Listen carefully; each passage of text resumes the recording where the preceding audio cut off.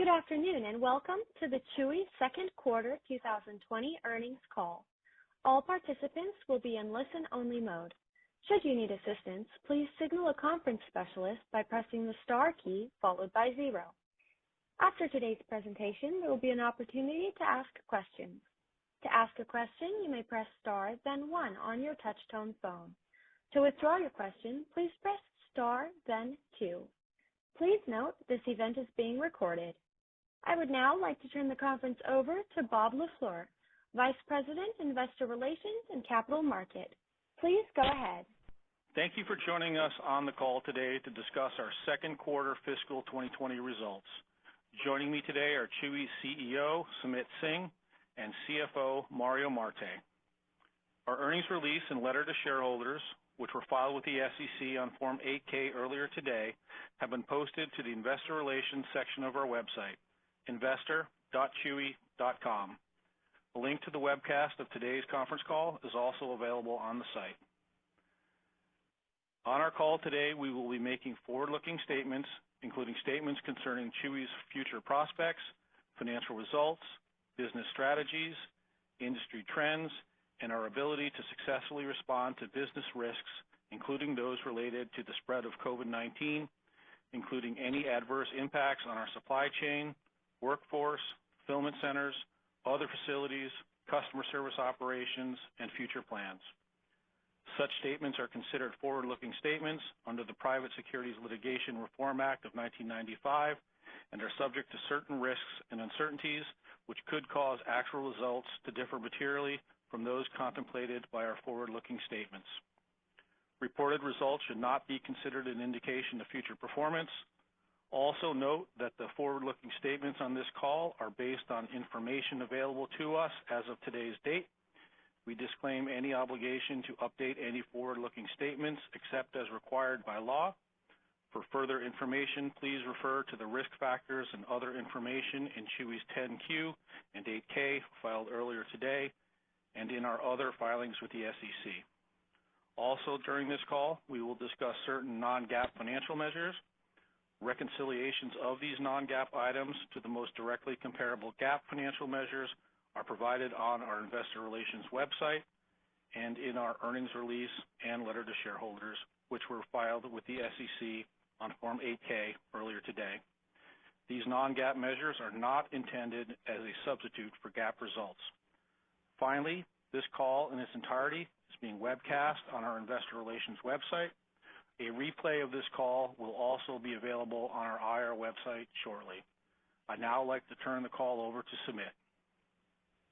Thanks, Bob, and thanks to all of you for joining us on the call. The strong demand we observed in the first quarter carried over into Q2. And once again, thanks to the high-quality execution from the Chewy team, we achieved record net sales growth and customer additions.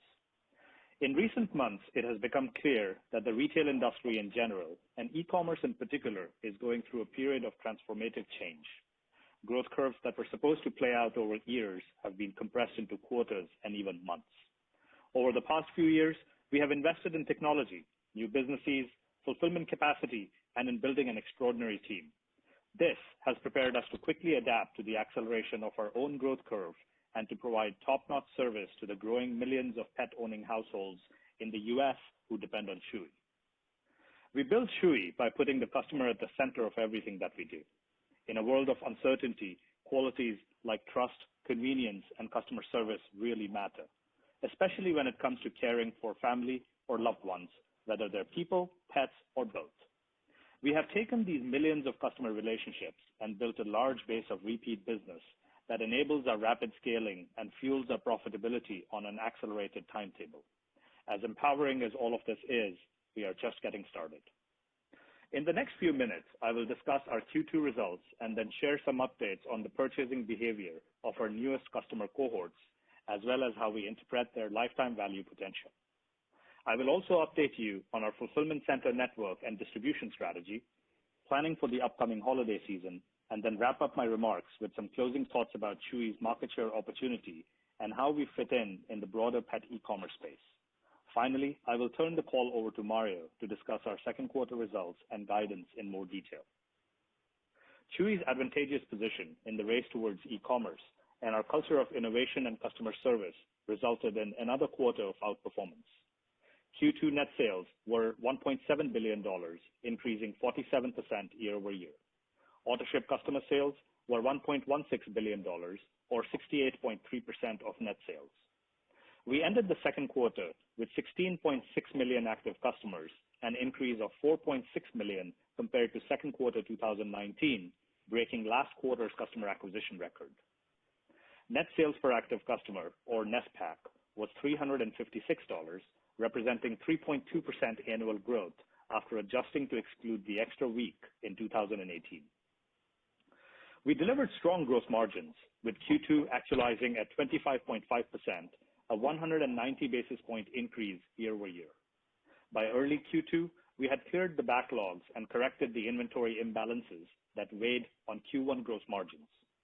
Our newest business verticals, private label and healthcare combined, contributed 140 basis points to the year-over-year expansion in gross margin. In the RX business, we served our broadest customer base on record, serving millions of American households at a time when they needed us the most.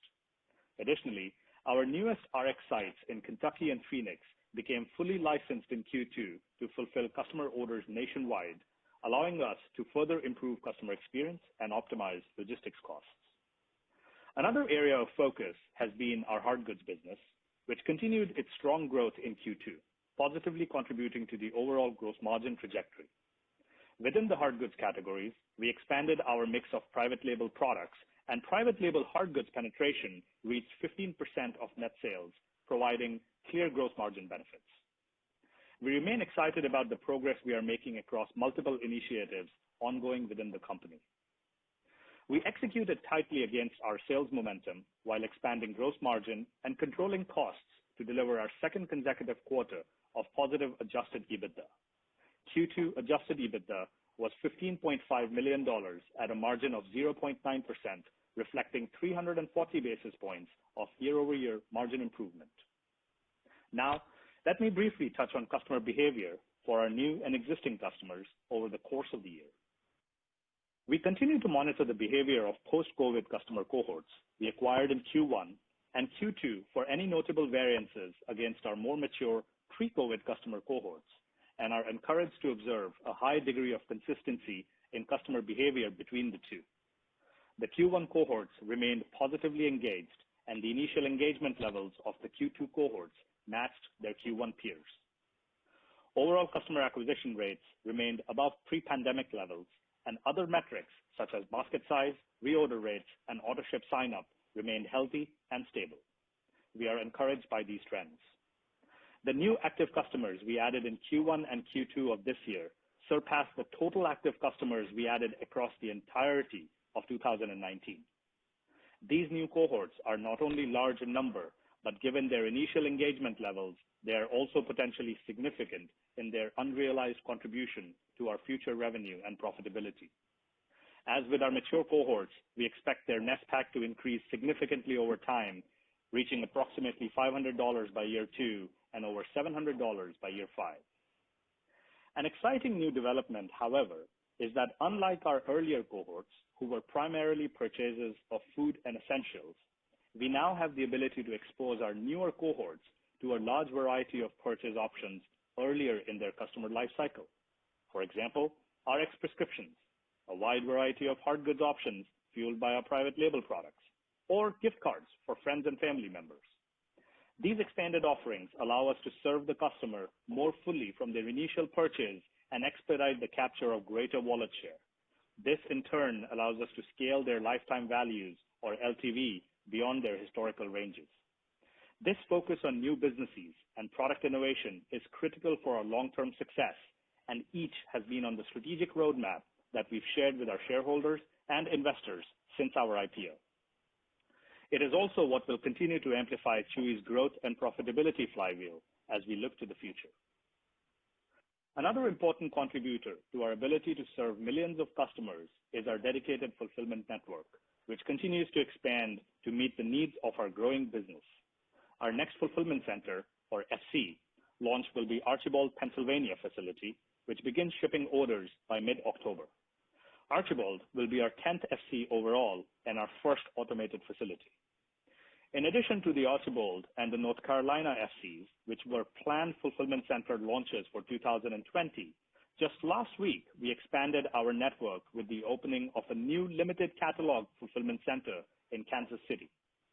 This incremental fulfillment capacity added by Kansas City provides us the flexibility to effectively load balance across our other FCs and gives us available buffer capacity as we head into the busy second half of 2020. This new FC is a capital-light, high-velocity operation focused on fast fulfillment during peak demand periods. This facility was not part of our original FC network plan for 2020 and demonstrates our ability to improvise and adapt quickly to changing conditions in order to maintain business continuity and to protect customer experience.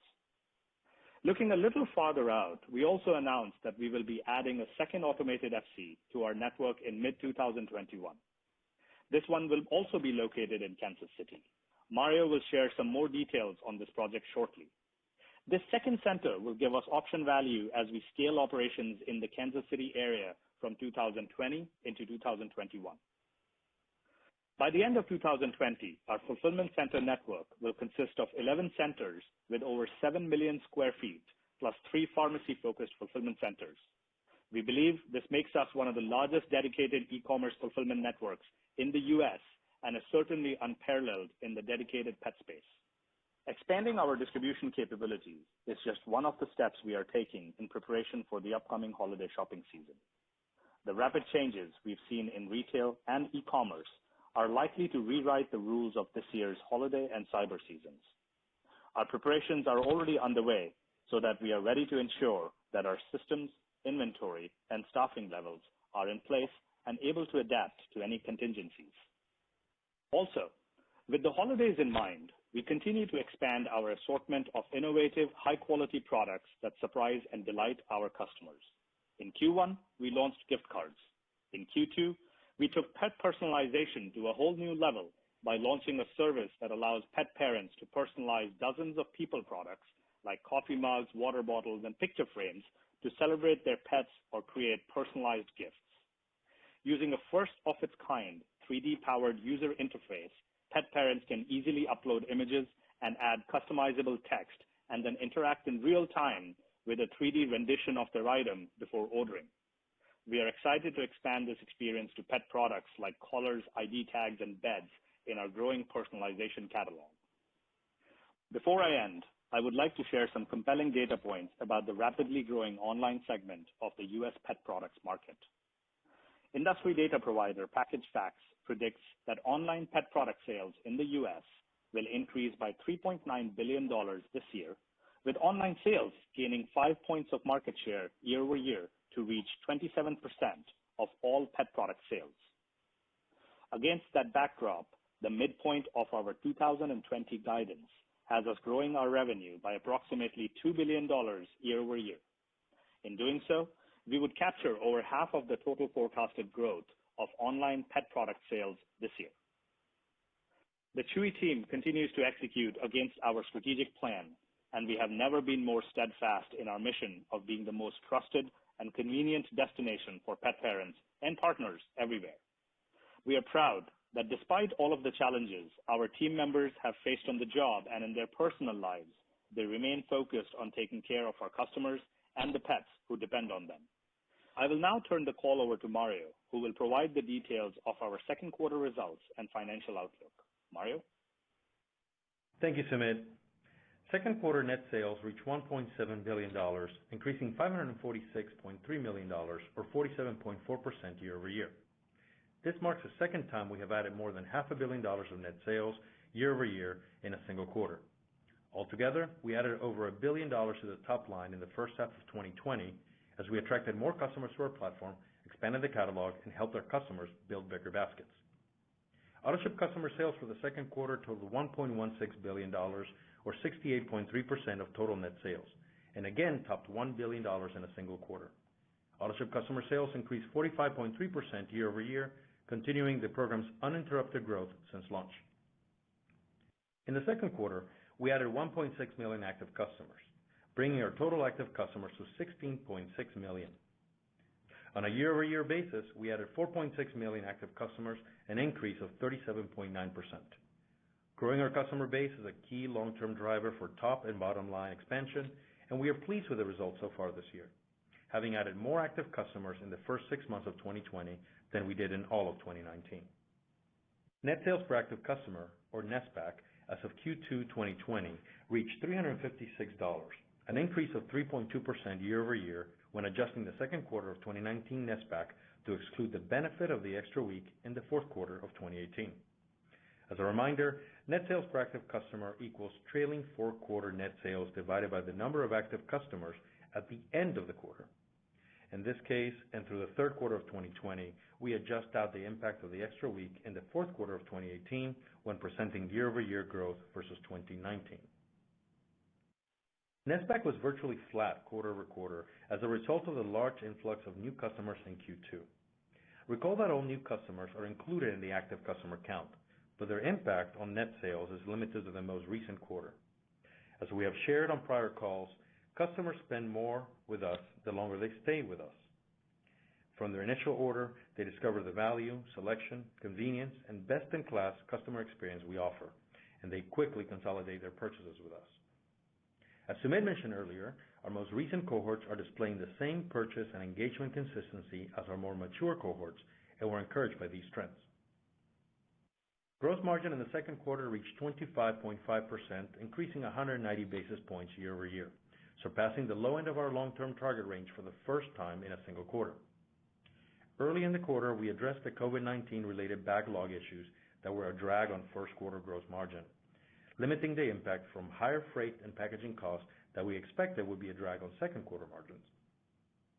Gross margin also benefited from a favorable sales mix into hard goods and strong contributions from our private label and healthcare offerings, which combined drove almost 3/4 of the year-over-year gross margin improvement. Q2 operating expenses, which include SG&A and advertising and marketing, were $465.6 million, or 27.4% of net sales, scaling 340 basis points year-over-year. SG&A, which includes all fulfillment, customer service, credit card processing fees, corporate G&A, corporate payroll, and share-based compensation, totaled $343.2 million in the second quarter, or 20.2% of net sales. This represents a 100 basis point improvement year-over-year and demonstrates our ability to scale this line while we continue to expand our fulfillment center network, invest in our team members, and address the incremental costs driven by COVID-19, which in the second quarter added $11 million or 60 basis points to SG&A. Q2 advertising and marketing was $122.4 million or 7.2% of net sales, scaling 240 basis points year-over-year. While organic customer acquisition remained strong throughout the quarter, we did see input costs rise quarter-over-quarter as media rates began to recover from their Q1 lows. By accurately targeting our marketing efforts, we were able to add more than twice as many net active customers on a year-over-year basis in Q2 this year with just 11% more marketing spend. Over the long term, the CAC efficiency we have achieved with our 2020 cohort so far, combined with their strong expected purchasing behavior, should produce LTV to CAC ratios for them as a group that are well above their predecessor cohorts. Second quarter net loss was $32.8 million, and net margin improved 530 basis points year-over-year to negative 1.9%. Second quarter net income, excluding share-based compensation of $37.8 million, was positive $5 million. Net margin excluding share-based compensation was positive for the first time ever, improving 370 basis points to 0.3%. Second quarter adjusted EBITDA was $15.5 million, and adjusted EBITDA margin improved 340 basis points year-over-year to 0.9%, exceeding break-even for the second time this year. Turning now to free cash flow. Q2 free cash flow was negative $56 million, reflecting $28.9 million in negative cash flow from operating activities and $27.1 million of capital expenditures. The negative operating cash in Q2 was primarily a function of increasing our inventory levels to match current and anticipated demand levels and to protect the customer experience.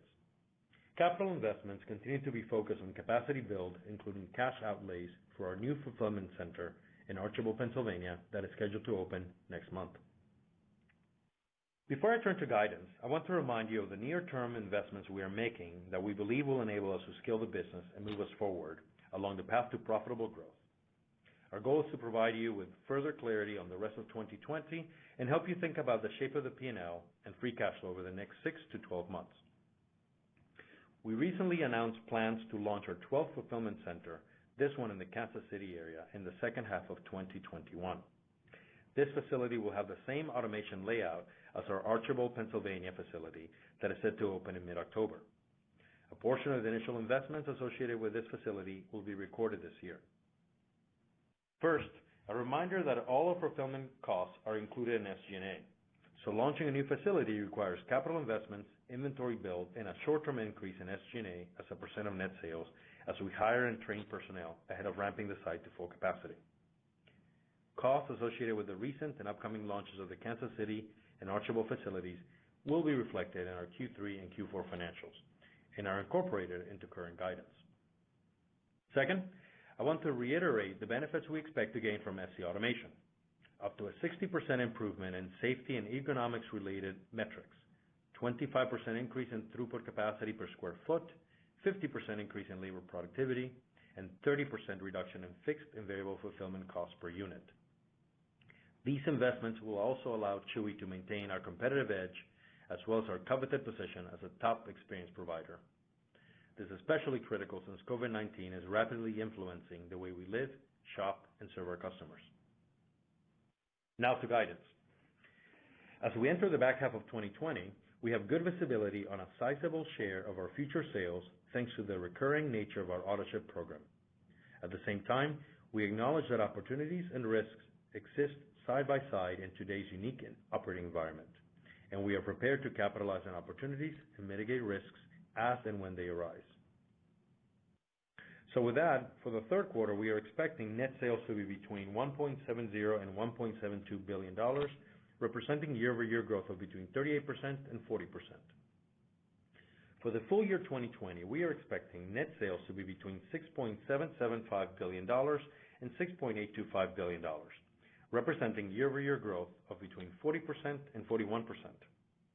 As our guidance suggests, we expect to deliver nearly $2 billion of net sales growth in 2020, divided roughly 50-50 between the first and second half of the year.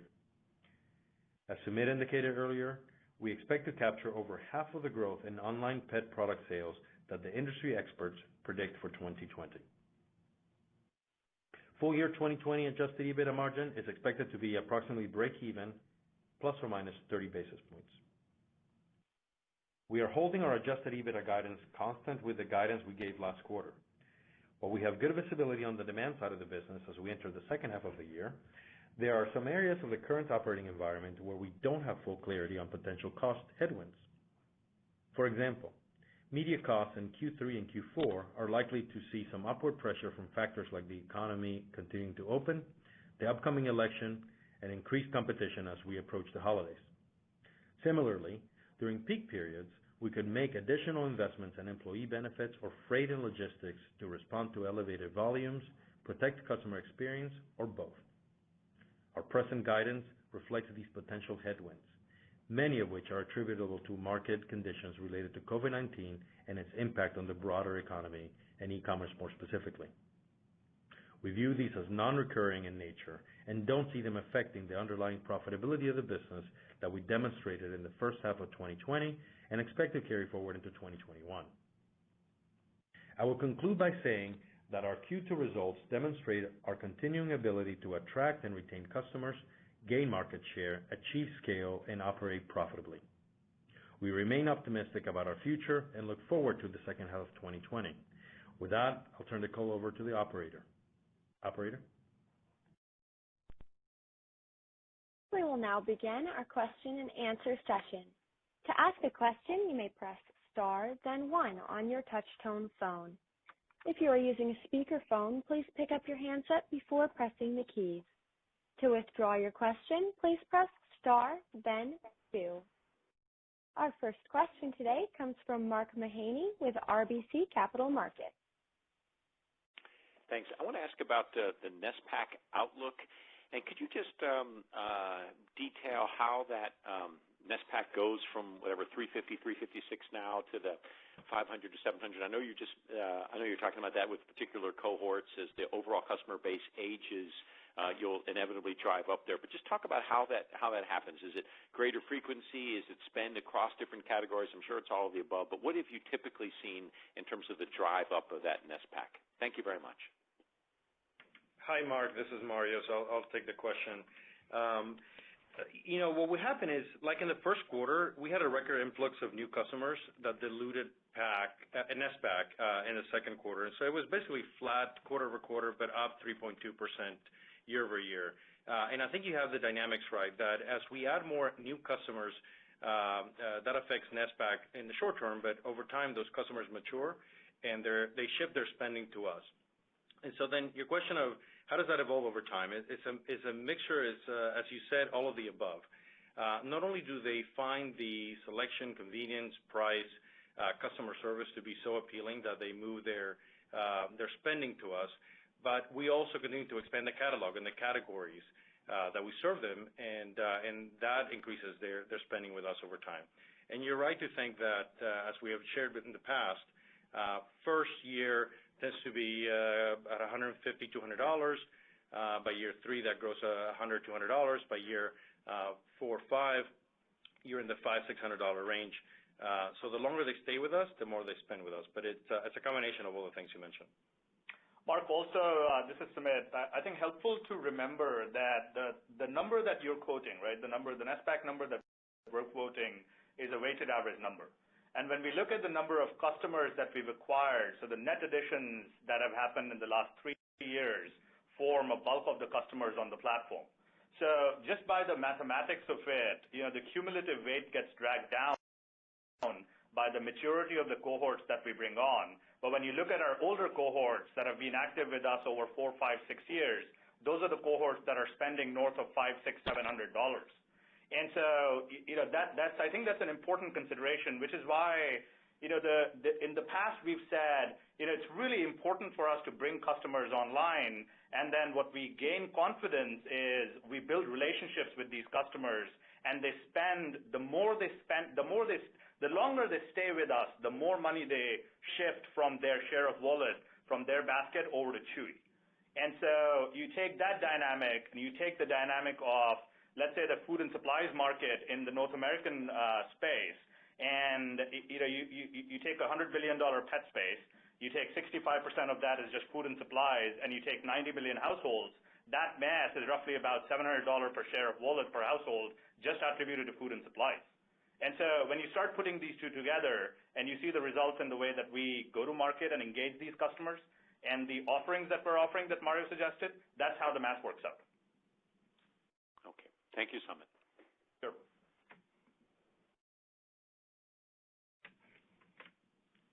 Our next question comes from Brian Fitzgerald with Wells Fargo. Thanks, guys. A couple questions. The first one is you seem to continue to acquire customers very efficiently in the quarter. Anything you could tell us about the media pricing environment during the quarter, exiting the quarter, and then channels giving you the best leverage or color on the media mix there? And then I had one follow-up. Thanks. Sure. Hey, Brian, Sumit here. So, not much to break that down, but what we are continuing to see is, as anticipated, channel input costs across an array of media began to increase from the lows that we saw in Q1.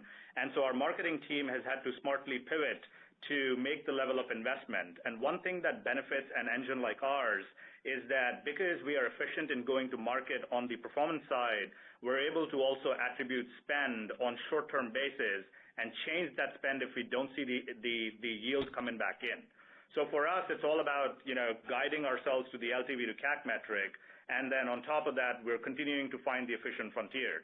So, for example, as you move out, Mario alluded to media costs due to election year, and typically what happens is that you should expect TV costs to start going up, but also, visibility goes up or viewership goes up during this time, and there's a headwind and a tailwind that actually brings to the equation.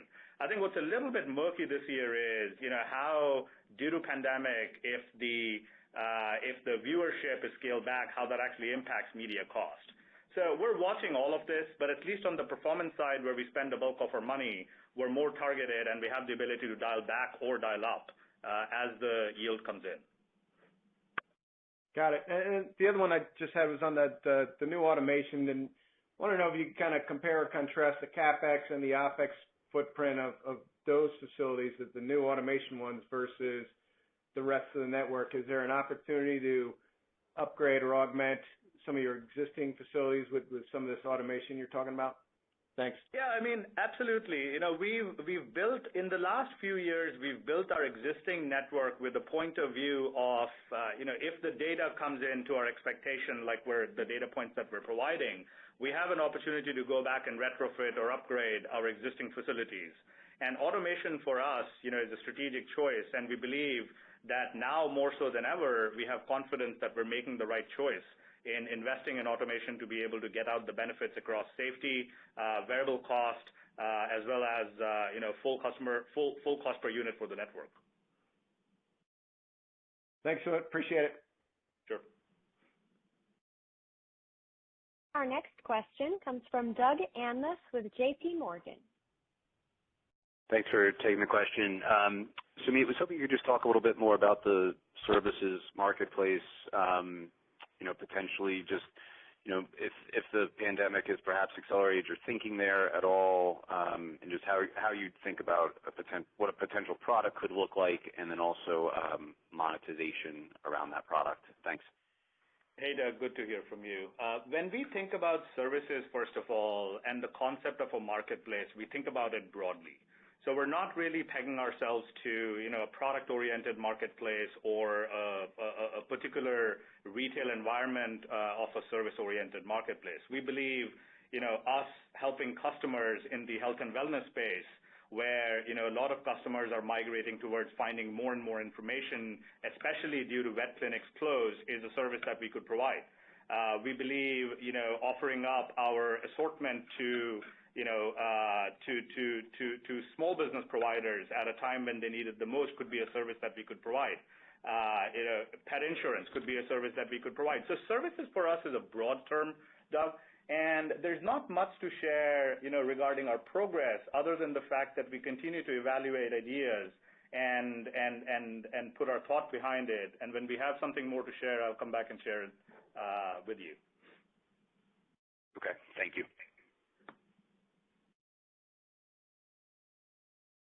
Our next question comes from Lauren Cassel with Morgan Stanley. Great. Thanks so much. I just wanted to ask about, strategies that you're thinking about to retain these new buyers that you've acquired in the back half of the year and into 2021. And then sort of on the same vein, how are you thinking about marketing spending in the back half of the year, given, some of the efficiency that you've seen in the first half? Hey, Lauren, Sumit, I'll take that one. So first of all, we are encouraged by the fact that the new customer cohort is displaying behavior which is consistent to our older cohorts, which then tells us that we don't have to do something unnatural to engage them.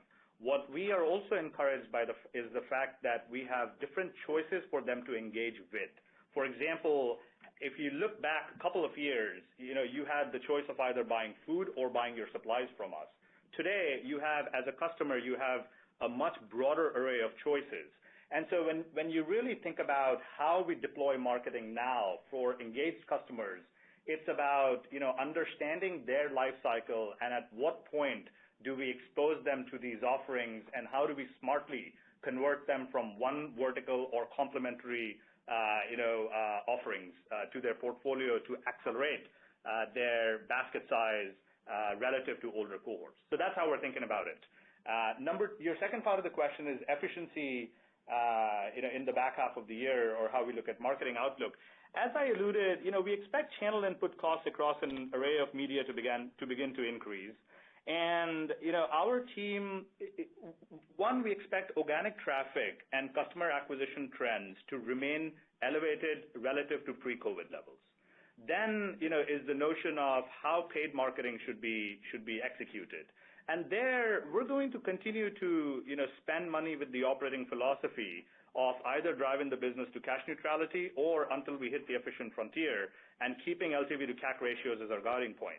Overall, we expect net customer adds to be higher than pre-COVID levels, and overall, we expect to deliver marketing efficiency from a year-over-year point of view. Great. Thanks so much. Our next question comes from Dylan Carden with William Blair. Yeah, hi. Thank you very much. Just curious if you could touch on the behavior you're seeing with pharmacy customers, if there's anything different as far as attachment rate. And then also, as you look to the back half, kind of keeping at least the earnings guidance relatively in line on higher sales, if that's just, maintaining some sort of conservatism just given the visibility, or if you're seeing kind of incrementally higher costs or reason to be cautious. Thank you. Hey, Sumit, I'll take the first one. Mario will take the second one. On pharmacy, not much different to report. We are encouraged by the way pharmacy continues to resonate with our customers, and we continue to be pleased with the results. As we've noted, pharmacy made positive contributions to the company's Q2 revenue and margin expansion goals, and we continue to benefit from the efficiencies provided by the expanded network of our RX fulfillment centers that allows us to deliver an even sharper experience and faster delivery times. So we continue to expand the proposition, which will, make Chewy a stronger proposition for customers either wanting to adopt pharmacy for the first time or existing customers who want to try out our pharmacy platforms, and we're happy about that. And Dylan, this is Mario. For the second part of your question, I'll start off by saying that we feel good about being able to provide guidance. And like always, we weigh the risks and opportunities, and our guidance reflects the balanced view of optimism versus what's less clear in the environment that we're operating in. So, you asked specifically about the bottom line, but let me just give you the top line and the bottom line so you can see how we arrive at it. But for the top line, auto ship and the predictable customer behavior that we've seen over time is what gives us the visibility to be able to raise the guidance by $200 million and guide to almost $2 billion increase year over year. For the bottom line, though, we held the EBITDA, as you mentioned, flat to the last call, and that's for two main reasons. One is there are some potential cost headwinds. As Sumit had mentioned, variability in media costs, higher logistic expenses, and potentially short-term costs related to COVID-19. And it's how much of these headwinds materialize in the second half that will drive us to one end or the other end of the range. And of course, we're going to continue to actively manage the headwinds using all the data available to us. But the second portion is that we may choose to make some short-term investments in customer experience, marketing, and other areas that may impact profitability in the short term, but are exactly the kind of strategic decisions that we make on a regular basis that drive our growth over time. So our guidance provides us the flexibility to make those types of investments and decisions in the back half. Makes sense. Appreciate it. Our next question comes from Seth Basham with Wedbush Securities. Hi, good afternoon. Thanks for taking my question. I have a question about the behavior of the pre versus post-COVID customer cohorts. You're talking about being able to expose these post-cohort or post-COVID cohorts to a larger variety of purchase options, yet it seems like they're not spending more at their life cycle point than pre-COVID customer cohorts. Is that correct? Or if not, please correct me. If so, please provide some color. No, Seth, short answer, that's not correct. In fact, I think Mario alluded to this in his script as well, that the LTV to CAC ratios of, these newer cohorts are superlative compared to the older cohorts. And it's not just because of the CAC efficiency, it's also because of the strength in the LTV that we're seeing. Okay, that's excellent to understand. And then secondly, as it relates to fulfillment costs, you saw deleverage this quarter that was a little bit more than last quarter. You talked about potential headwinds going forward. Could you enumerate or elaborate on the headwinds that you might expect going forward and whether or not we should see more or less deleverage in the back half relative to the first half? Fulfillment costs, we touched on that as part of SG&A, and what I mentioned in my opening remarks is that we would see a deleveraging related to opening a new fulfillment center. That happens every time we open a new FC, because at the beginning we have to recruit and train and ramp from a productivity standpoint those new team members. But over time, the productivity increases, volume in that facility increases, and that effect ameliorates. So it's a temporary effect of opening up new fulfillment centers. And said the point about headwinds on the labor side or the investments is essentially, us trying to anticipate how playing through the back half of the year while continuing to live in a pandemic is going to pan out. There's lack of clarity on the stimulus side, and there are changing macroeconomic environments at this point, and we just stand ready to invest in short-term wage and benefits, if we need to align our labor curves with the demand forecast that we have to execute to protect customer experience. Understood. Thank you.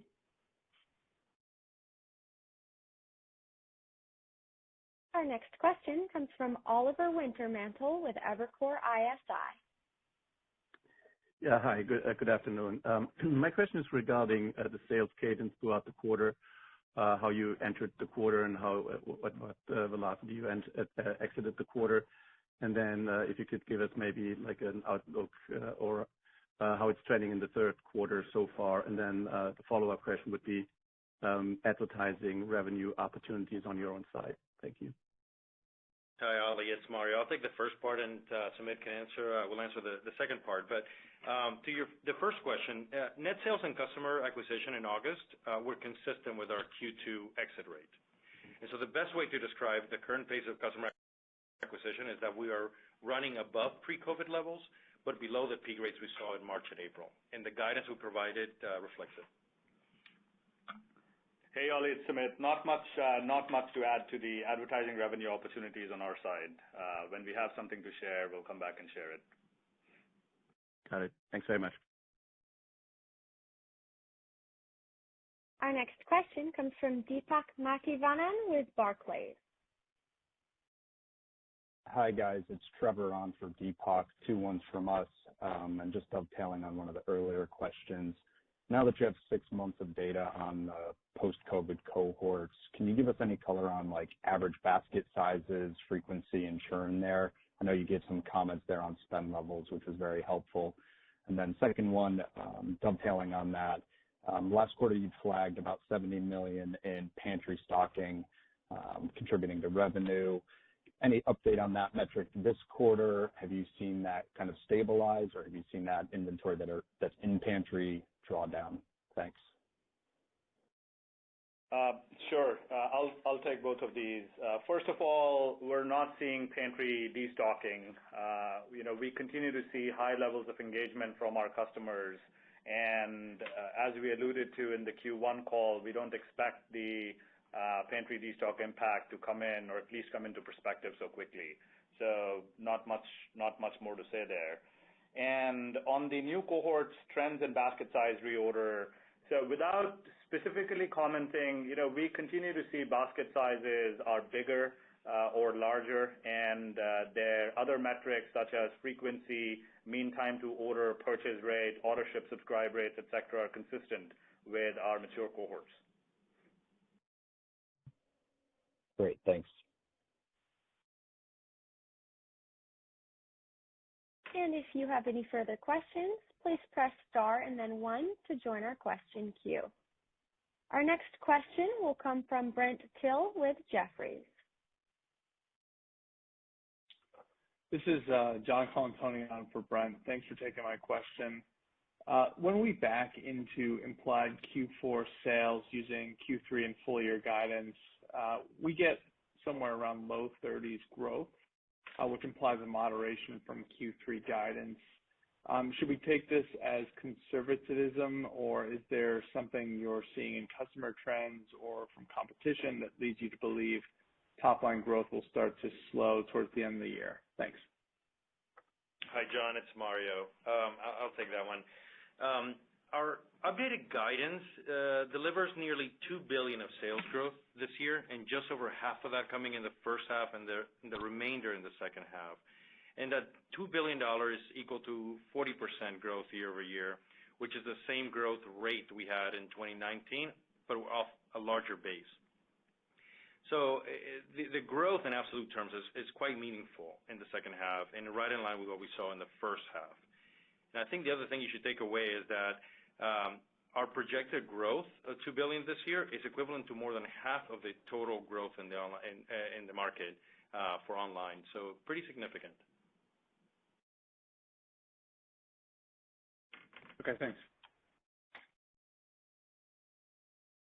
Our next question is a follow-up from Dylan Carden with William Blair. Yeah, thanks for getting me back in here. Just curious on the hard goods, the total growth in that category, 52%, what drove that acceleration? And am I right in that the private label hard goods is actually in the other line item? And if so, kind of if you're seeing private label hard goods grow ahead of that, and is that having sort of a benefit for the hard goods category more broadly? Thanks. Hey, Dylan. So yes, private label hard goods is in the other category, and we attribute the hard goods growth. Growing hard goods has been an important part of our growth strategy, and we've alluded to this in the past ever since our IPO. And it's been an important part of the growth strategy, both on the branded side as well as the central driver of our private label hard good business as well. So what you saw in Q2, is the result of ongoing efforts in investing behind the business, both in going to market, smart merchandising, assortment, and higher quality products, both across product lines, but also expansion of price points. In addition to some external factors that we benefited from, such as increase in pet adoption and engaged pet parents. Sorry, if there was a second question, I'm going to have you repeat that, please. Yeah, no, I was just curious. I guess I am right that the private label hard goods is embedded in the other category. So I guess I was just curious if you called out private label hard goods, I think, in the gross margin comments. It would stand to reason then that you're seeing private label hard goods maybe grow ahead of your third-party hard goods, and if there's some benefit there, I guess, in the broader hard goods category growth. Right. I mean, first of all, recall that our private brand strategy is to develop high quality, customer affinity products and bring them to life. We don't necessarily, we don't create products that compete one-to-one head on. That's really not our strategy. On the hard goods side, where product lines are commoditized or people or customers, may appreciate diversity of choices, yes, we're super encouraged by the way that customers are interacting with our products, the star rating that we're receiving for these high-quality products, as well as the acceleration and the meaningful penetration that they're driving into overall hard goods, reaching 15%, at Q2 exit. And 50% is total. Yeah. Good. Yeah, 15% penetration for hard goods private label. Great. Mario, yes, sorry, I interrupted. Yeah, I may have misheard you, but I heard you say 52% growth in hard goods, but actually it grew 72% year over year in the quarter. Okay, I just have some bad numbers, perhaps. Thank you.